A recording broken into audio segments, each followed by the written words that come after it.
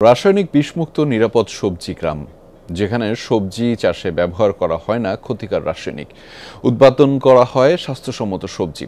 সংখ্যায় কম হলেও ভেজালের ভিড়ে দেশে দিনে দিনে বাড়ছে এমন সবজি গ্রামের সংখ্যা।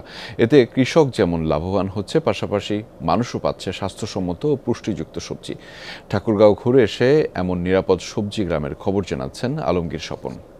স্বাস্থ্য এবং স্বাদের মধ্যে চমৎকার একটা ব্যালেন্স করে পীর প্রিমিয়াম আয়োডাইজড লবণ। ঠাকুরগাঁ সদরের লস্করা গ্রামের মিনা যতটুকু জমি আছে এর বেশিরভাগই চাষ করছেন করলা, বেগুন সহ কয়েক ধরনের সবজি। তবে তাদের চাষাবাদে ভিন্নতা আছে। অনেকে চাষে স্বাস্থ্যের জন্য ক্ষতিকর রাসায়নিক সার ব্যবহার করেন, কিন্তু মিনার মতো কৃষকরা ঝুঁকেছেন নিজেদের তৈরি প্রাকৃতিক সারের ব্যবহারে। রাসায়নিক সার না দিয়ে আমি জৈব সার ব্যবহার করছি, আপনার কেঁচো সার, তারপরে ফেরামন ফাঁদ। কীটনাশকবিহীন আবাদ করাতে আমাদের শরীর স্বাস্থ্য ভালো থাকে এবং মার্কেটে অন্যান্য সবজির তুলনায় আমাদের সবজির চাহিদা বেশি। একই জেলার মাহালিয়াপাড়ার কৃষকরাও ক্ষতিকর রাসায়নিক মুক্ত এমন সবজি চাষ করছেন। এজন্য এসব গ্রামের নামই হয়ে গেছে নিরাপদ সবজি গ্রাম। এতে যুক্ত আছেন ঠাকুরগাঁয়ের প্রায় 11,500 চাষি। 3 বিঘা মাটি করলা লাগাইছি, তারপরে বেগুন লাগাইছি। বিষমুক্ত যেটা খাই যত খাবেন আপনি, কোনো গ্যাসের কোনো সিস্টেম হয় না। সারা দেশে 30,000 হেক্টর জমিতে নিরাপদ সবজি চাষ হচ্ছে। ফসলের ক্ষেত থেকে এজেন্টের মাধ্যমে পৌঁছে যাচ্ছে রাজধানী ঢাকা সহ বিভিন্ন জেলায়।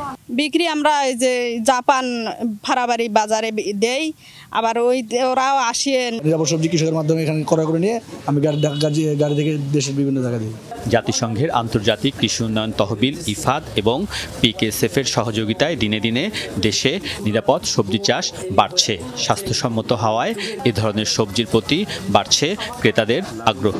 আমরা কি উৎপাদন করি এবং কি খাই, খুবই অ্যাডাল্টারেটেড, অনিরাপদ খাদ্য এবং বিষযুক্ত, সেইগুলো যাতে না থাকে সেই ধরনের আমরা সাপোর্টগুলো দিই। ফলে সে ভেজিটেবলের উৎপাদন এলাকা যেমন অনেক সম্প্রসারিত হচ্ছে, একইভাবে গ্রাহক পর্যায়ে বা ভোক্তা পর্যায়ে মানুষের আগ্রহ উপযুক্ত মূল্য দিয়ে কেনার ক্ষেত্রেও কিন্তু বৃদ্ধি পেয়েছে। নিরাপদ সবজি চাষে আর্থিক ও প্রযুক্তিগত সহায়তা আরও বাড়াতে চায় দাতা সংস্থা ইফাদ। রাসায়নিক মুক্ত সবজি চাষ ছড়িয়ে দিতে সরকারের ভূমিকা আছে। নিরাপদ সবজি চাষ আরও বাড়লে ক্রেতাদের পছন্দের সুযোগ থাকবে, তারা কি কিনবে ও কি খাবে। মানুষ এ ধরনের সবজি খেতে চায়, তবে সরকারকে নজর দিতে হবে কতটা নিরাপদ সবজি চাষ হচ্ছে এর উপরও।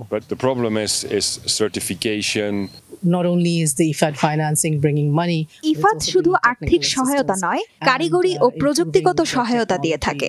নিরাপদ সবজি চাষ যেন টেকসই হয়, মানুষ যেন পুষ্টিযুক্ত নিরাপদ খাদ্য পায়, এজন্য সহযোগিতা আরও বাড়াতে চাই আমরা। নিরাপদ ও স্বাস্থ্যসম্মত সবজি উৎপাদনে দেশে প্রায় $200 মিলিয়ন প্রকল্প চলমান। আলমগীর স্বপন, যমুনা নিউজ, ঠাকুরগাঁ।